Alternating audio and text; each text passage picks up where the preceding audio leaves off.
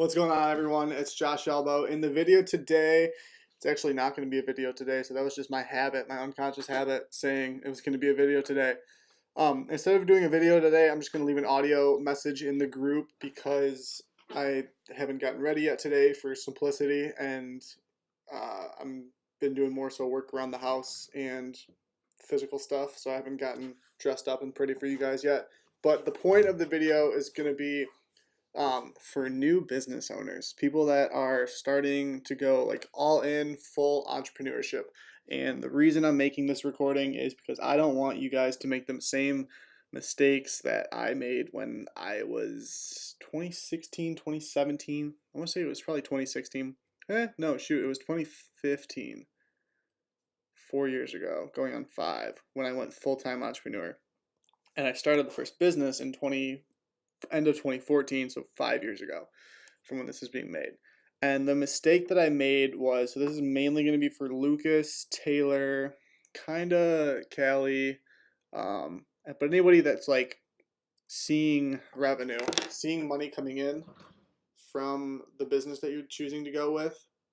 However, because it's like brand new, you don't necessarily, and even my mom, Diane, potentially Ryan, potentially Justin, Austin, Marty, potentially Chantel too, because I know she's doing the coaching, and Brian as well. So what I want to go over is when you first go full-time entrepreneur, like you still have general life expenses, but the difference between being an owner and being an employee is you don't get paid anymore.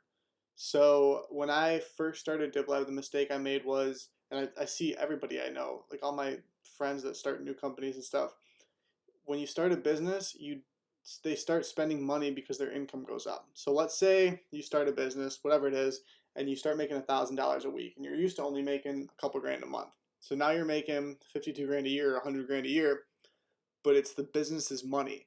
You have to still take it into account. 30% of that's probably going to taxes. Yes, you can claim a loss in your first 3 years, but 30% of everything needs to go directly towards set aside so that when tax season comes around, which ironically today's tax day on the 15th, that can go towards that.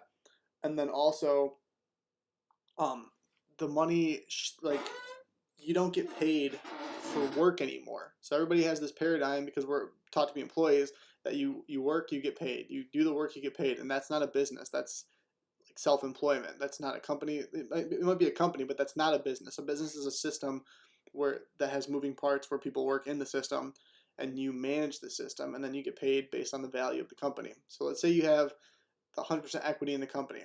You get paid when you sell it, or if you take, let's say you're making $1,000 a week and you start taking the money from that and putting it towards investments, and then those investments pay you. That I'm all for getting paid. But when you first start, like you don't get paid at all. And this is a mistake I made because I didn't know any better. Nobody taught me it. I had to find out for myself. When I started DibLab and I started making good money, I thought, oh wow, I'm making great money now. I can just go buy a second car and I can go eat wherever I want and spend all this money, because I didn't know that, like I wasn't aware. So I don't want you guys to make the same mistake of, it's not like just because the business is generating revenue, that's not your money. That's the business's money. It's two completely separate things. This is what I did 4 or 5 years ago. Like I was saying, and this might even be for Samantha too.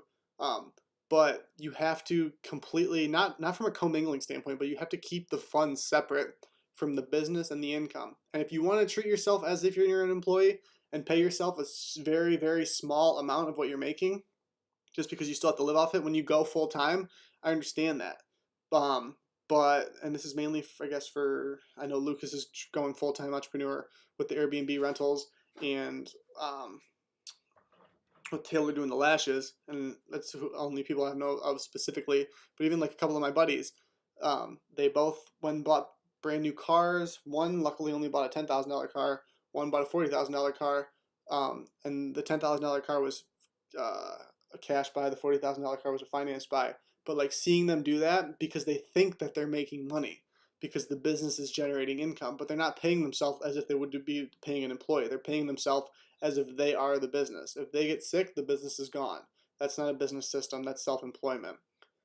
So don't make the mistake of thinking that just because your business did 10, 20,000 this month that you made 10, 20,000. You have to put aside the money for taxes, and then you have to put the money back into ads, employees. If you're making money and paying an employee to do the labor, then I'm all for it. But when you're the owner, same thing with me, with my stuff that I have going on. When I'm the owner, I don't get paid based on labor that I do. So last year I had a manager for DipLab. I don't have a manager for DipLab anymore. So right now I'm physically doing the work for it because it's slow. Probably by June easily, but in May I'll hire 1 to 3 people to do that full time. But um, I don't get paid just because, let's say I go do some rims and I make 250, or I do a car and make 1,000. I don't make that 1,000. Same thing with Summit with the social media. Let's say I get a client for 2 grand. I didn't make 2 grand. And it was more so with 2 years ago with Summit Consulting because the money was so much better. Like we were having $5,000-$10,000 days with a small team. So I didn't know any better that you don't make that money when you're the owner. You make the money either on the income that it generates in the future, or when the business is making money without you being there, then you can start taking a small portion of it. But if you're still doing the work, the business clearly isn't in a position for you to be getting paid. So you need to find either, this is why another thing I would recommend is I wouldn't quit your day job. When I was 17, when I was 16 going on 17, I didn't quit my day job, which was working for my buddy's dad's company, for a year until just before I turned 18, which was the last time I worked when I was like had a job was when I was 17. But I didn't quit my job until I had already done a year of the work, so then there was no risk for me. So I didn't see any risk in doing a side hustle, which was DipLab, and then in the meantime working a job to pay for any bills I had when I was 17. Not that I had a bunch, but like don't expect this new side hustle to be a business or to be your main income initially, because one, it's not. It's the business's money. And if you were paying yourself truly as an employee, you wouldn't be paying yourself the full amount, because then it would be a shitty business. It'd be an awful business. So the business and you are completely separate entities. Um, and that's kind of the point of it, because I made this mistake, so I don't want to see other people make the same mistake that I did.